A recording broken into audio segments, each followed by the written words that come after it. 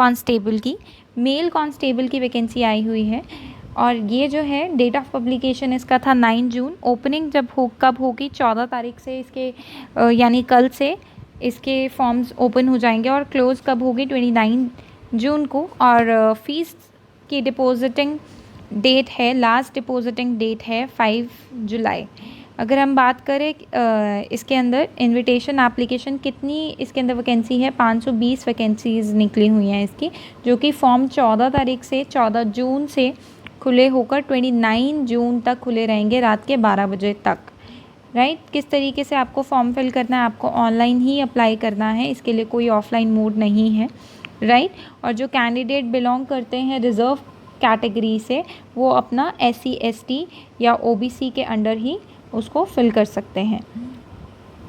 इसके बाद जो रहेगी एज रिलैक्सेशन दी गई है इसके अंदर। इसके अंदर इम्पोर्टेंट नोट ये है कि candidates are advised to fill their application form carefully. जब भी एग्जामिनेशन के लिए कोई भी फॉर्म भरना है तो इसको name, father name, date of birth, category, qualification, marks जो रहेंगे बहुत ध्यान से भरने पड़ेंगे। After submission of application no change will be allowed, यानी एक बार आपने फिल कर दिया तो कोई चेंज अलाउ नहीं होगा। राइट, उसके बाद जो स्पेशल इंस्ट्रक्शंस हैं इसके लिए, स्पेशल इंस्ट्रक्शंस ये रहेंगे कि जो कैंडिडेट है applying for the post must ensure the eligibility, उन्होंने अपनी एलिजिबिलिटी एक बार देख ली है।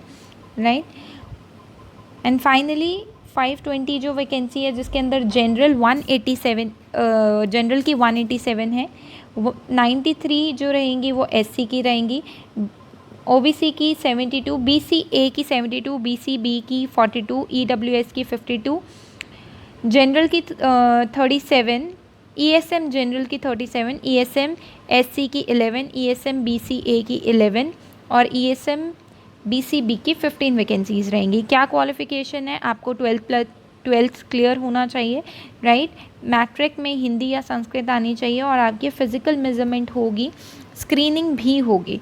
राइट, उसके साथ साथ जो कैंडिडेट बिलोंग करते हैं एक्स सर्विसमैन से, राइट, उन्हें फ़िज़िकल स्क्रीनिंग टेस्ट या फ़िज़िकल मेजरमेंट टेस्ट जो होगा वो देना पड़ेगा। 18 से 21 साल के लोग ही इसके अंदर अप्लाई कर सकते हैं on the first day of the month. जो 18 से 21 साल के बीच के लड़के होंगे वही इन्हें अप्लाई कर सकते हैं।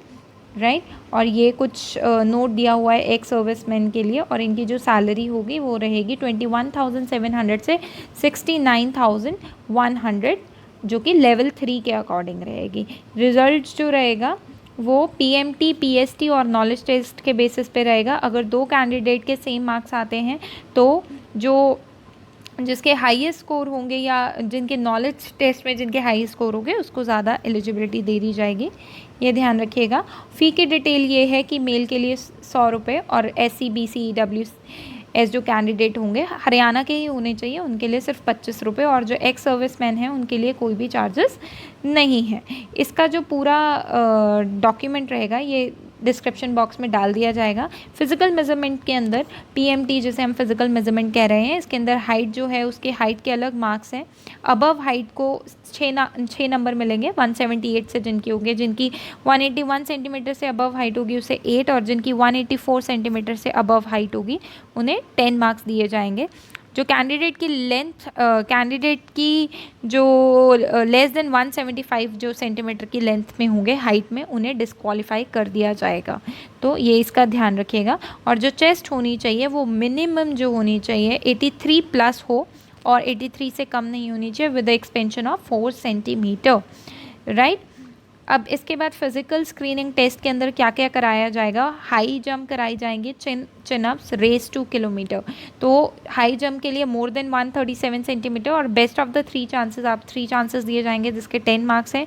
मिनिमम 8 कराए जाएंगे चिन अप्स, और जो less than 7 minutes and 30 seconds के अंदर रेस कराई जाएगी। कितना आप दौड़ पाते हैं 2 किलोमीटर की रेस में वो देखा जाएगा।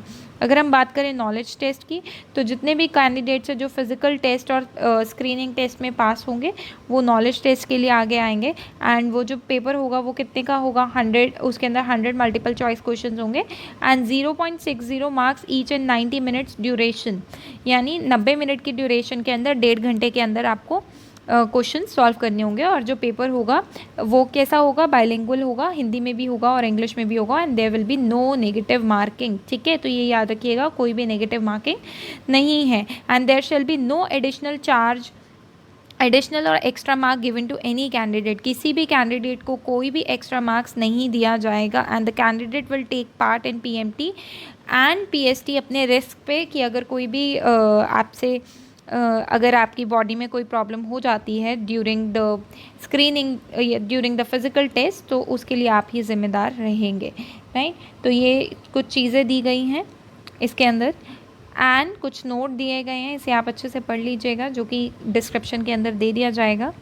स्क्रूटिनी ऑफ डॉक्यूमेंट्स, आप डॉक्यूमेंट्स को अच्छे से एक बार चेक कर लें, राइट। अगर आप मिसकंडक्ट करते हैं तो उसके लिए कुछ अनफेयर मीन्स से पास होने की या कुछ भी करते हैं तो उसके लिए कुछ रूल्स एंड रेगुलेशन यहाँ दिए गए हैं। ये इंपॉर्टेंट है कि अगर आप एक से ज़्यादा एप्लीकेशन फॉर्म फिल करते हैं तो आपका एप्लीकेशन फॉर्म क्या हो जाएगा, रिजेक्ट हो जाएगा, राइट। एप्लीकेशन इनकम्प्लीट नहीं होना चाहिए, पूरी फ़ी आप डिपॉजिट कर दें।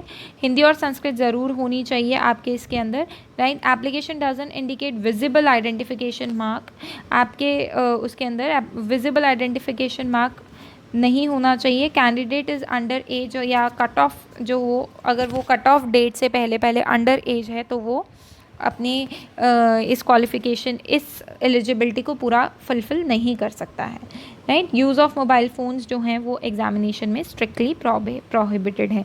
सो आई होप आपको वैकेंसी समझ में आ गई होगी। एंड अगर आपको वैकेंसी समझ में आ गई है तो प्लीज़ चैनल को लाइक कीजिए एंड सब्सक्राइब कीजिए। Thank you.